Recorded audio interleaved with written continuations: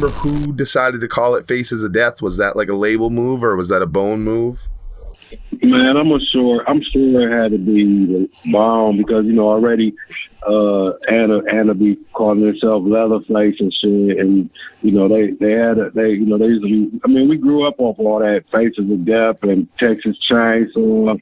You know, they used to actually be fucking playing with that Ouija board and shit, like, and that's one thing I'm gonna say, I never fucked with them with that Ouija board, none of that shit. Like, I was always just, you know, these, like I said, these are my dudes and shit, and we roll, and, you know, we would ride or die for each other, but it was like, I always was chill, and they always was bomb.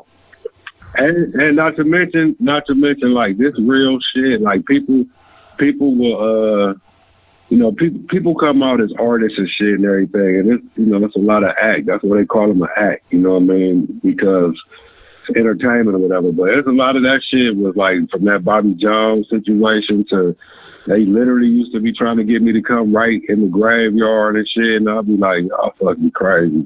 And, you know, we'll link back up the next day, play video games, smoke weed, and kick it and all that, drink 40s or whatever. But, like, all that Ouija and graveyard shit and all that shit, they know they convinced me with that shit. They know I was never on that shit. And, yeah, that is ironic that I'm the one motherfucker that was still on St. Clair while they was all over the world with this shit, because I did not fucking fuck with that shit. So, you know, I will say my soul is very intact.